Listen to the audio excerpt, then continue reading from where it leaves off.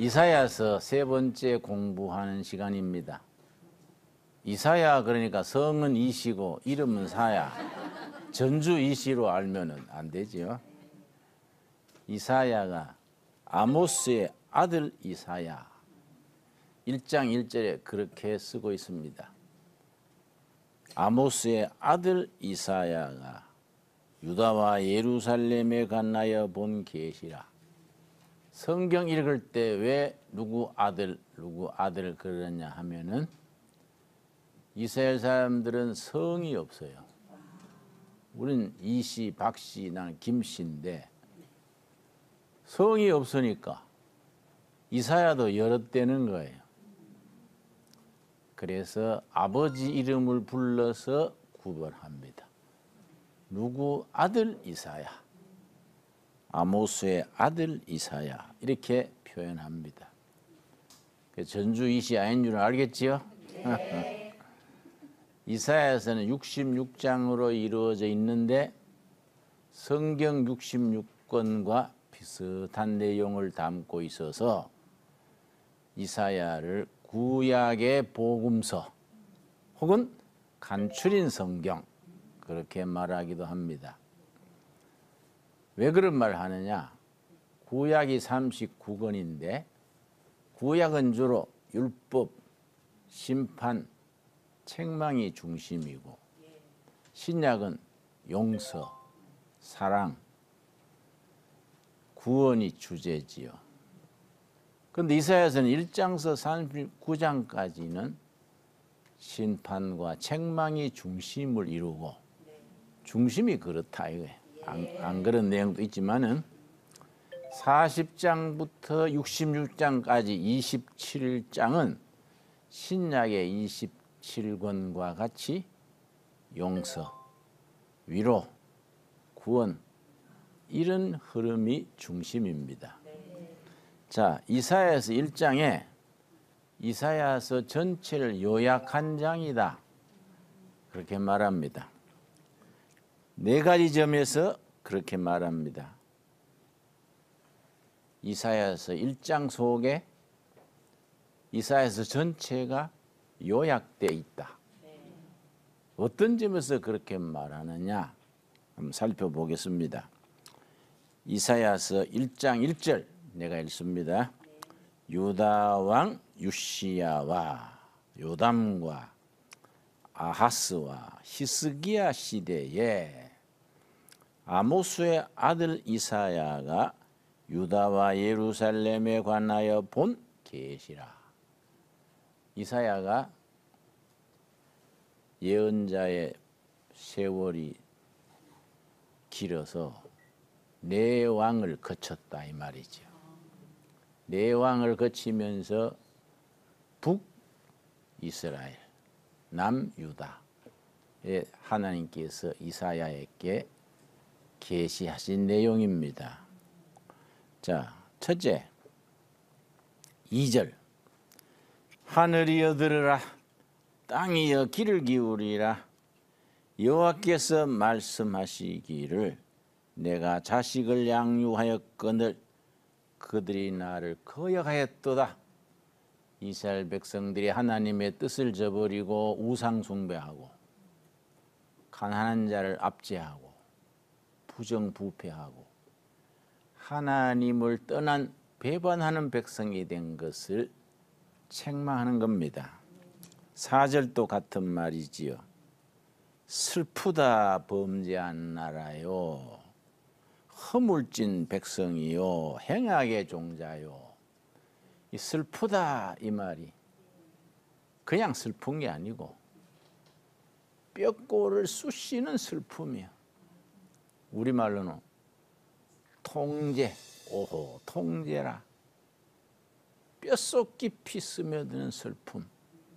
이 슬픔은 사랑하는 자식에게 배반당했을 때의 슬픔. 그 자식이 부모를 배반하고 나오면 부모로서 얼마나 가슴 아프겠습니까? 슬프다. 범죄한 나라요. 행악의 종자들이다. 이걸 어떻게 해야 되겠나? 이런 내용이지요. 그런데 하나님께서 배반하고 못된 짓 하는 백성들을 징벌하십니다. 그거는 벌 주려고 징벌하시는 게 아니라 사랑의 채찍으로, 사랑의 매를 때리는 겁니다. 그 매가 어떨 때는 아시리아 채찍, 바벨론 채찍, 블레셋 채찍, 불뱀 채찍, 여러 가지로 나타납니다. 그 배반한 백성에 대한 징벌로서 5절, 너희가 어찌하여 매를 더 맞으려고 사랑의 매, 깨닫게 하시려는 매지요.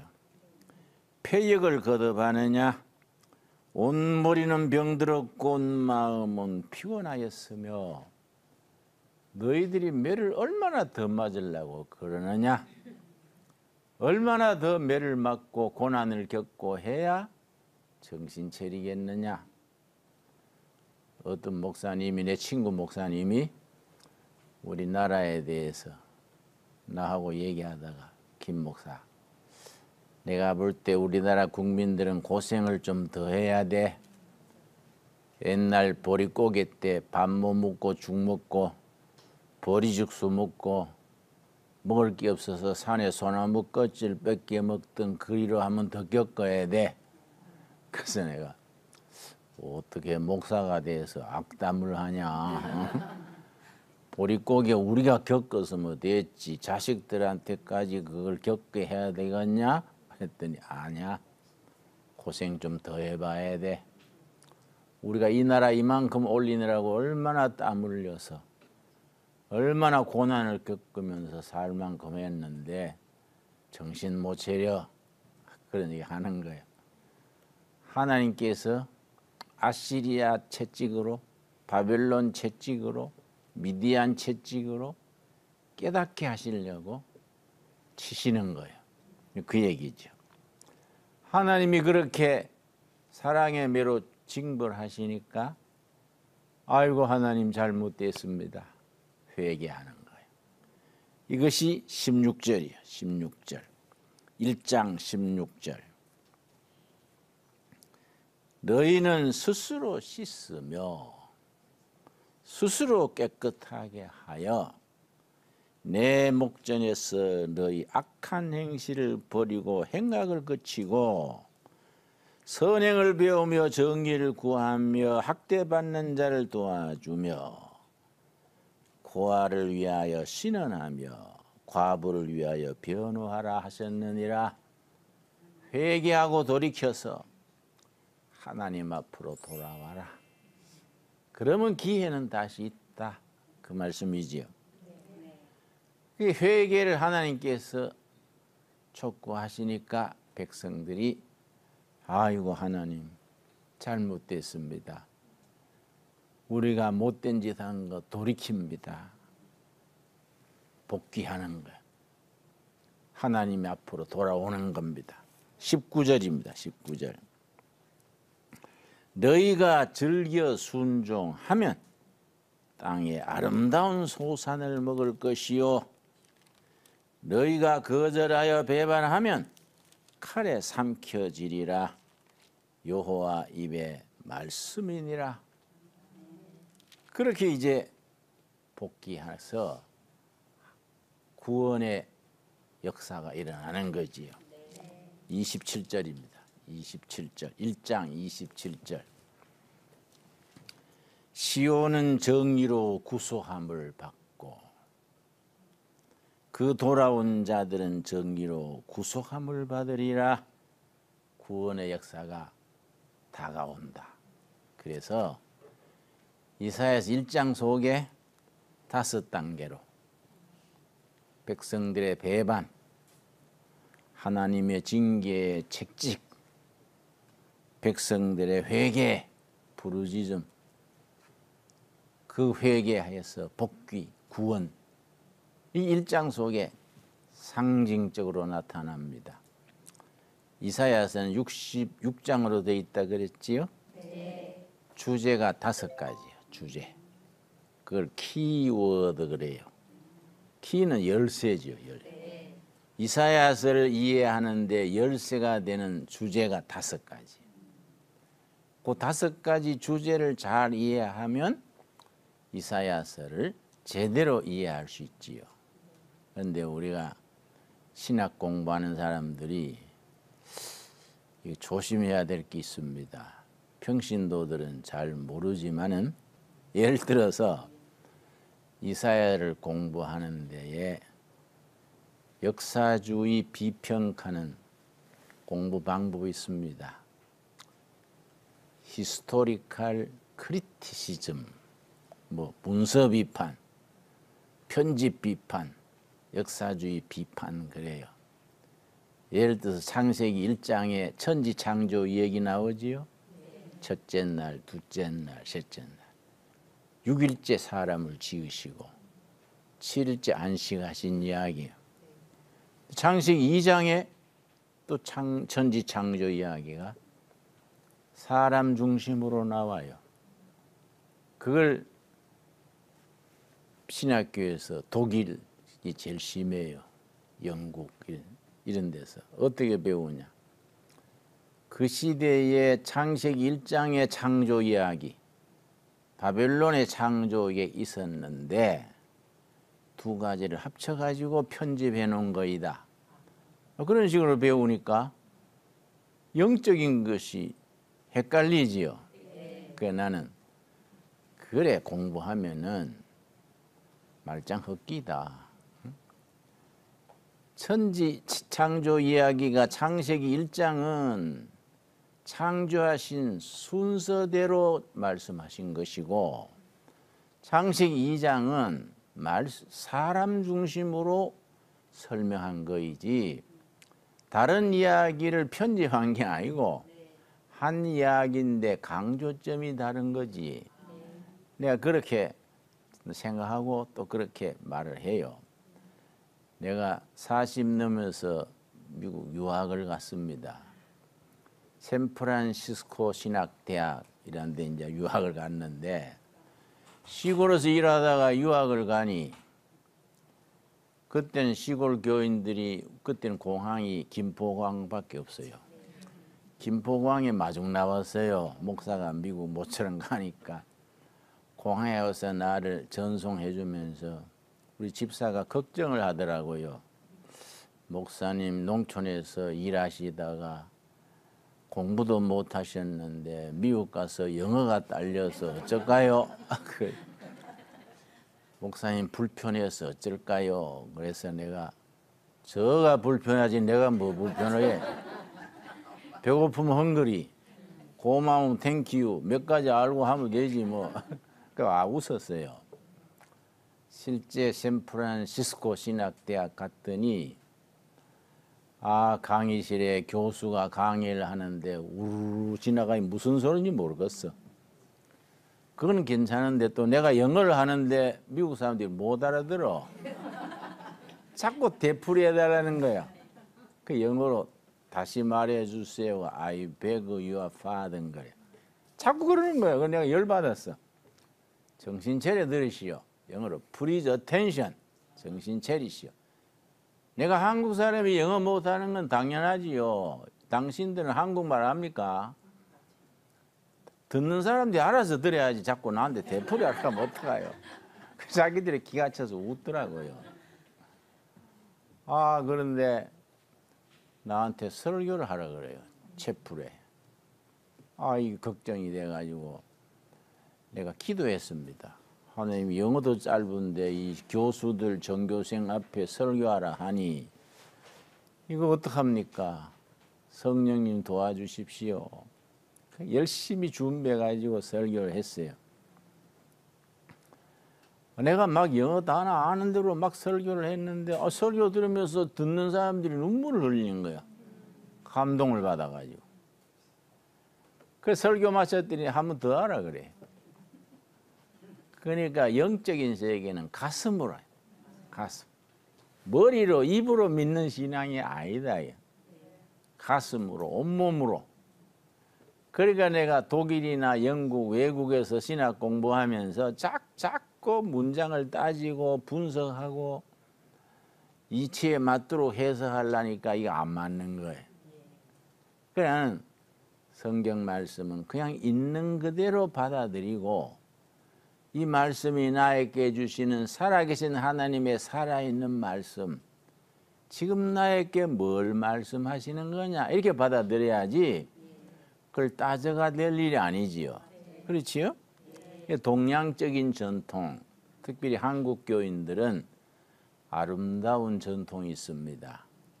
경전, 성경을 존중하는 거예요. 성경을 사랑하고 살아계신 하나님의 말씀 그대로 받아들이는 거예요.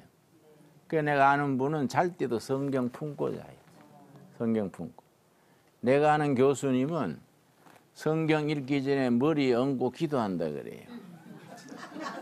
성령님, 내가 성경 위에 있지 말고 내가 성경 아래 있게 해 주십시오. 성경 읽을 때 밑에 놓고 읽잖아요. 머리가 성경 위에 있으니까 자꾸 따지는 거예요.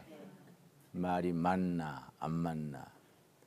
예수님이 무리로 가셨다. 에이, 자기가 뭔 잠수함이건데 무리로 갈까. 아이 날씨 궂은 날 안경 도수는 낮고 해서 갯불로 걸어가는 걸 잘못 바꿨지. 따지는 거예요. 네? 하늘에서 불이 내려왔다 나오잖아요. 에이 천둥 번개 치는 거 보고 그러지. 이러면 성경이 영적인 책이 아닌 거예요. 그래서 교수님은 성경이 내가 성경 아래에 있게 해달라고 기도하고 읽는다는 거예요. 그 일리 있다. 왜냐하면 머리 위에 성경이 있어가지고 판단하는 거예요. 자, 이사야서의 주제가 5가지. 이 중요합니다. 첫째가 뭐냐? 이사야라는 말 자체가 여호와는 구원이시다. 주제의 첫째가 구원이요, 구원.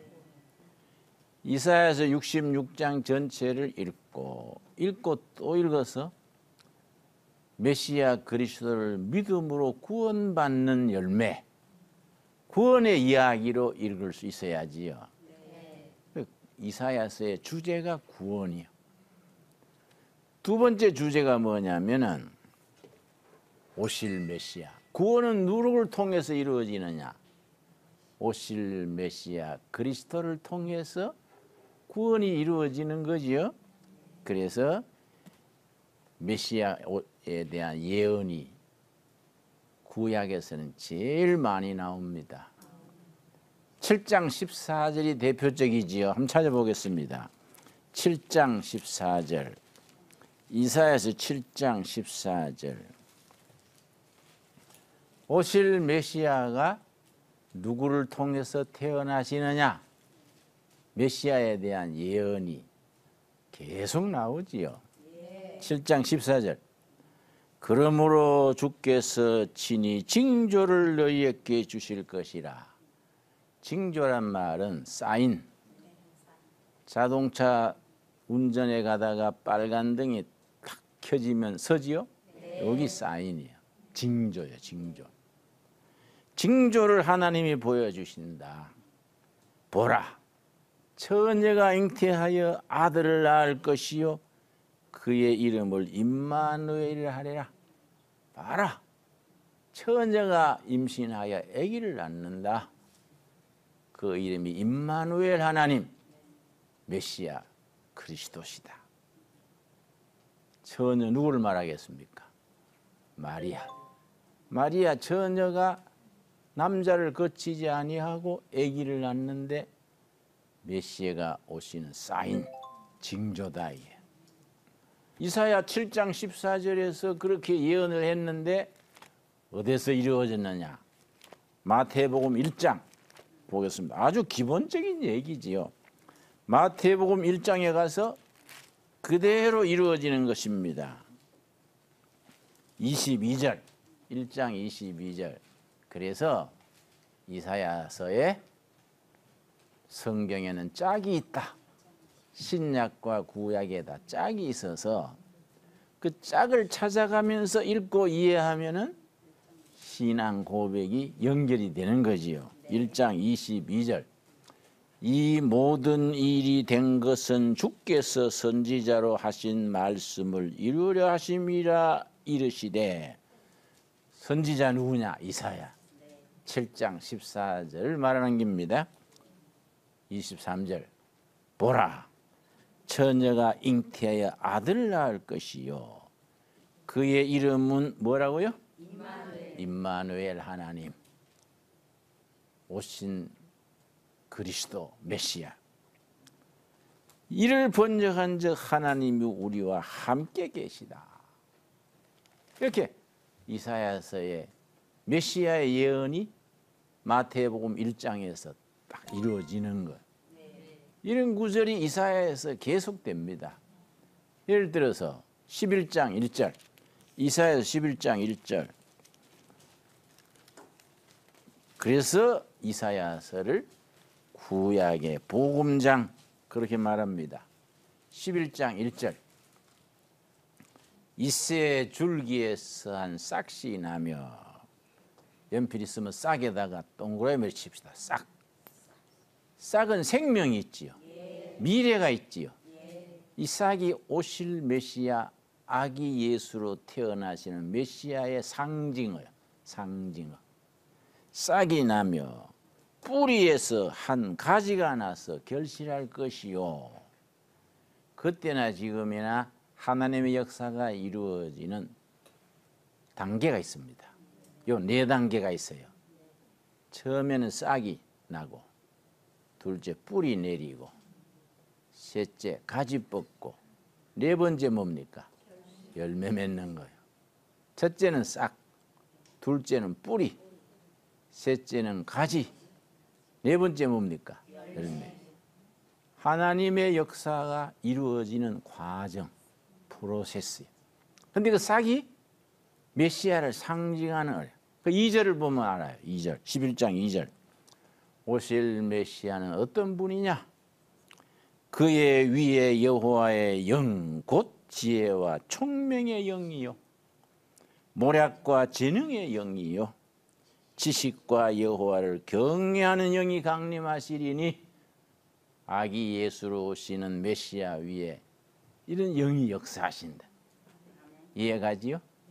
근데 가장 크라이막, 계속 그런 말씀이 나오는데 가장 크라이막스는 53장이에요. 이사야서 53장.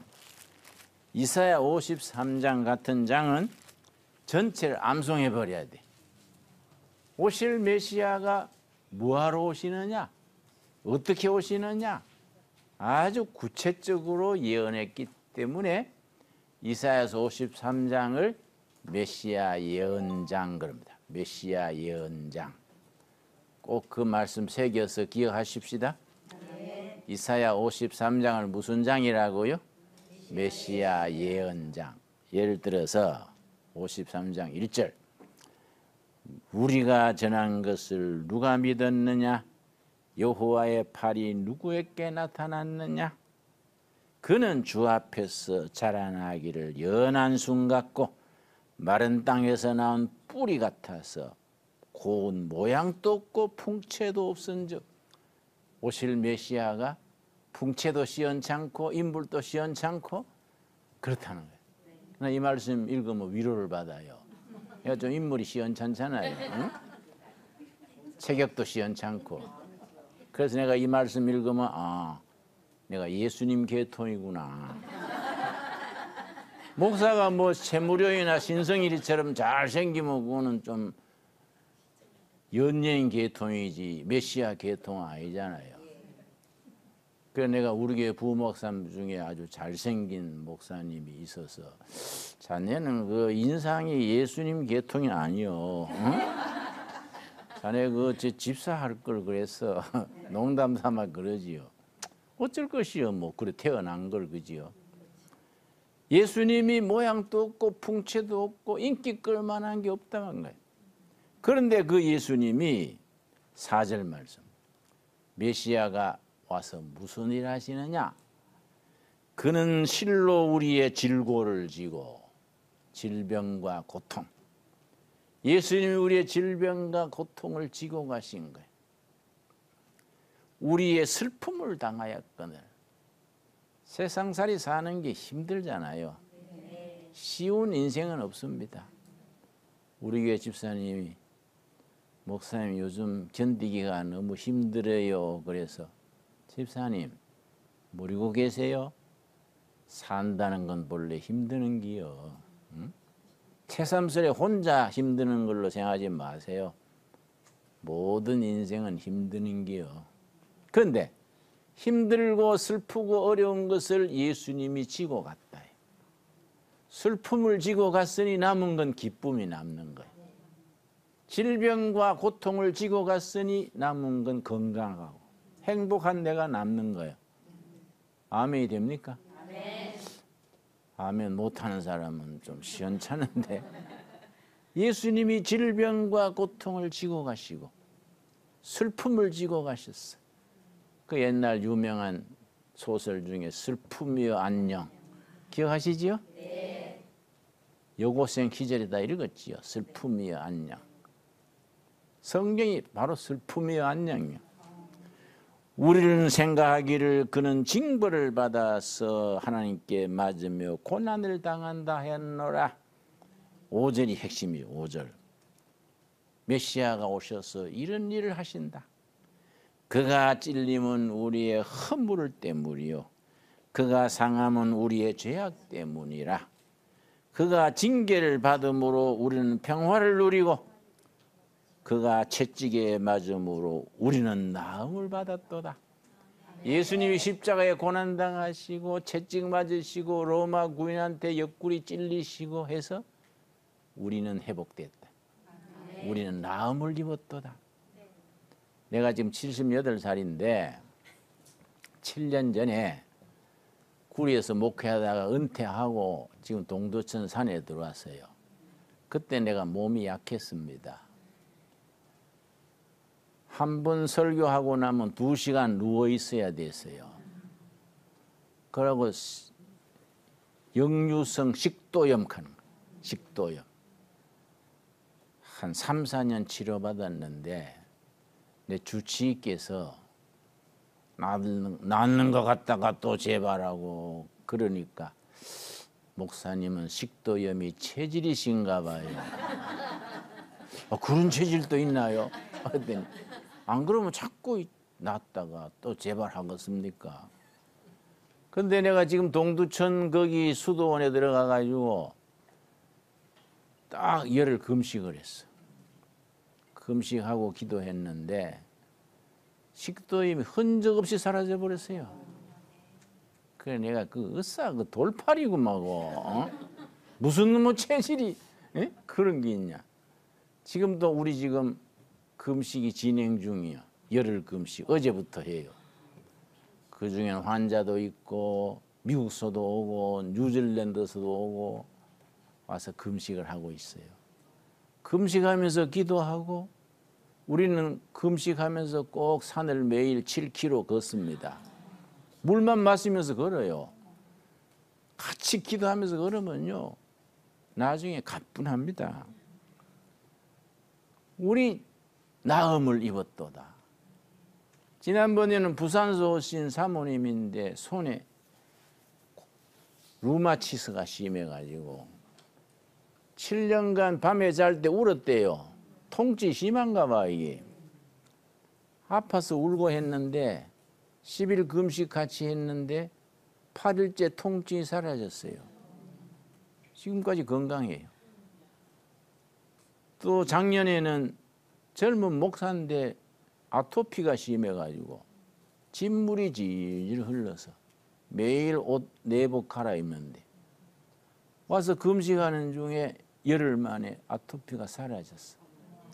우리 중복기도 하고 금식하고 하니까 나음을 입었도다. 바로 그 말씀이에요. 여러분 이 말씀 그대로 믿어서 은혜 받으시기 바랍니다. 아멘. 우리가 말씀을 믿고 아멘 하면 응답 받는 거지요. 그지요? 그래서 이사야서는 보통 책이 아니지요. 5마디 주제가 있는데 첫째는 구원, 둘째는 메시아. 그 다음 메시아께서 누구를 통해서 구원 역사를 이루시느냐? 이사야서에 유명한 단어가 있습니다. 남은 자, 남은 자. 11장 16절 봅시다. 이사야서 11장 16절. 남은 자. 신학에서는 남은 자를 렘넌트 그런데 렘넌트. 아주 중요한 단어입니다. 하나님께서 그 시대의 남은 자를 통해서 구원 역사를 이루시고 하나님의 뜻을 펼치시는 거지요. 11장 16절. 그의 남아있는 백성 곧 아수르에서 남은 자들을 위하여 큰 길이 있게 하시되 이스라엘이 애굽 땅에서 나오던 날과 같게 하시리라. 남은 자를 통해서 구원 역사를 일으키시는 겁니다. 이 남은 자. 어느 시대에나 다 타락하고 다 부패하고 다 망가진 것 같아도 하나님이 어느 구석, 어느 교회, 어느 가정에 남은 자를 두시는 거예요. 그래서 사도 바울이 로마서를 쓰면서 이 시대에도 남은 자가 있다. 로마서 11장 그럼 찾아봅시다. 확인하고 들어갑시다. 로마서 11장에 구약 시대의 그 남은 자가 우리 시대에 그 남은 자가 있는 것이다. 11장 4절 말씀. 4절 말씀. 여러분 엘리야 시대에 바알 천지가 됐을 때 엘리야는 다 변절하고 타락하고 다 바알 앞에 무릎 꿇었는데 나 혼자만 남았습니다. 엘리야가 그러니까 하나님께서 모르는 소리 하지 마라. 내가 남은 자 7,000명을 남겨뒀다. 기억하세요? 그 말이에요. 로마서 11장 4절 제가 읽습니다. 그에게 하신 대답이 무엇이냐? 내가 나를 위하여 바알에게 무릎을 꿇지 않은 사람 얼마 남겼어요? 7,000명을 남겨두었다. 그 구약의 이야기를 인용하면서 바울이 뭐라 그랬느냐? 5절이 중요해요. 5절. 그런 적 이와 같이 지금 또 은혜로 택하심을 따라 남은 자가 있느니라. 이 시대도 어느 교회, 어느 구역, 어느 가정에 하나님이 구원 역사를 일으키시기 위해서 남은 자가 있는 거예요. 그러니까 요새 교회가 조금 어렵지요. 이상하게 세상 사람들이 교회를 싫어해요. 나는 동두천서 서울 올 때 지하철을 자주 타고 오는데 한 번은 탔더니 청년 2명이 지하철 안에서 말다툼 하더라고요. 분위기가 이상하지. 둘이 막 고성으로 다투니까. 근데 어떤 50대 어른이 꾸지람하면서 야 이 사람들아 싸움 하려면 애부당 가서 싸우지 지하철에서 왜 싸우냐. 그래서 내가 쇼크를 받았어. 예배당에 좋은 일도 많이 하고 좋은 교인, 좋은 목사님도 많은데 싸우는 얘기만 자꾸 밖에 나가는가 봐. 싸우면 예배당 가서 싸우지 왜 지하철에서 싸우냐. 그러나 이런 시대에도 하나님은 남은 자가 있다. 어느 교회, 어느 가정인가 하나님이 교회를 새롭게 하고 사회를 새롭게 하고 하나님의 구원 역사를 펼치시려는 남은 자가 있다. 이 시대에도 남은 자가 있느니라. 우리 CTS 시청자들 또 여러분들 다 남은 자에 속하는 확신에 서기를 바랍니다.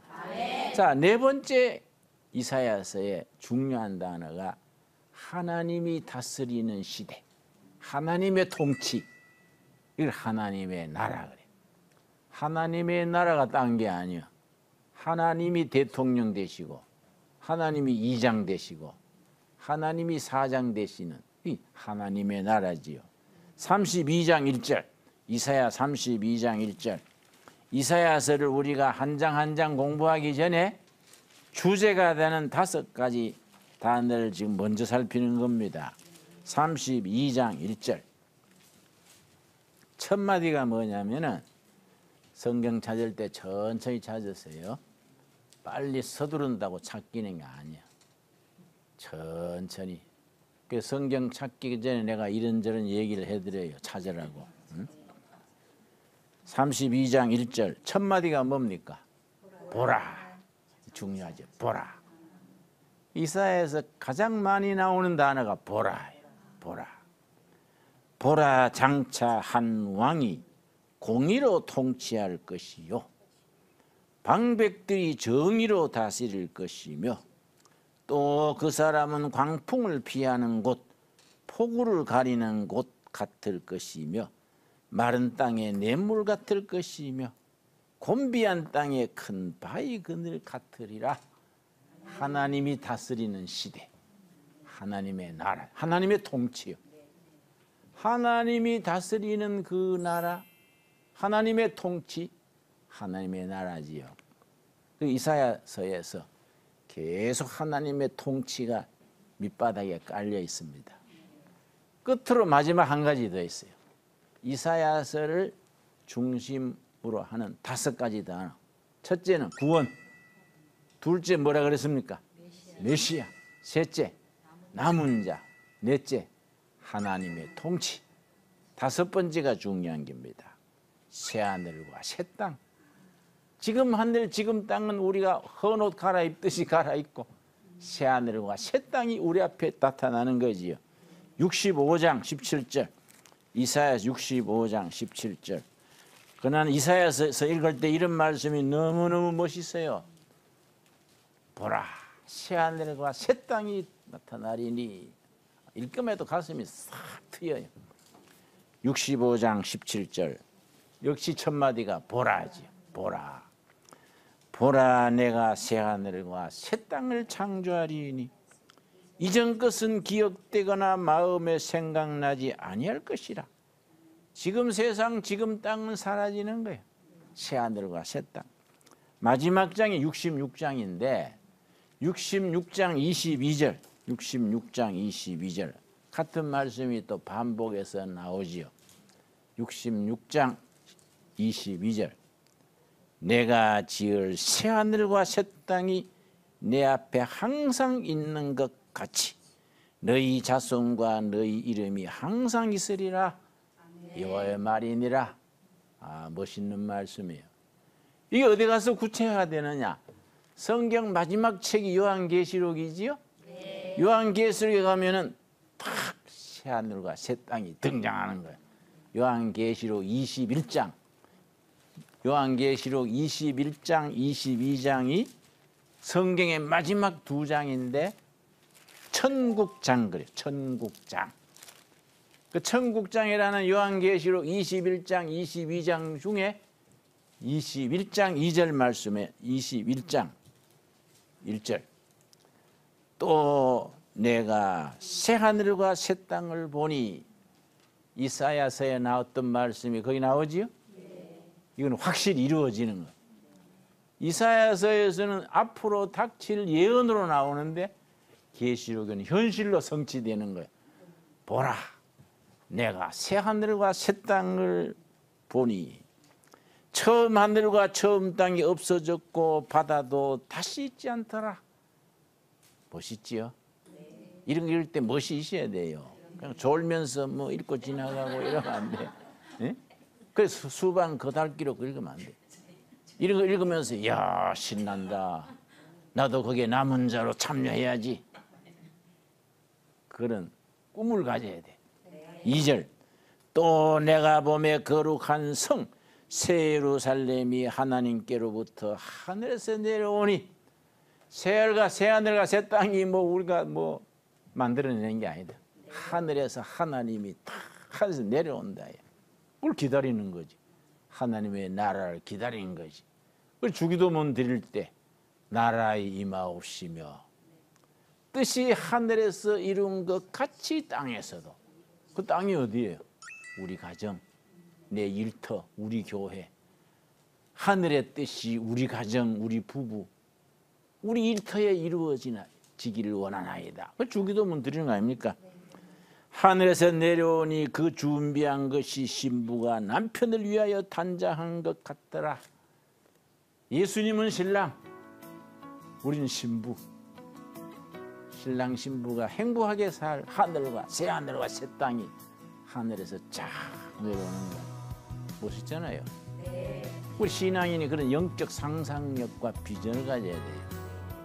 오늘 거기까지 하고 다음 시간 또 이어가겠습니다. 감사합니다.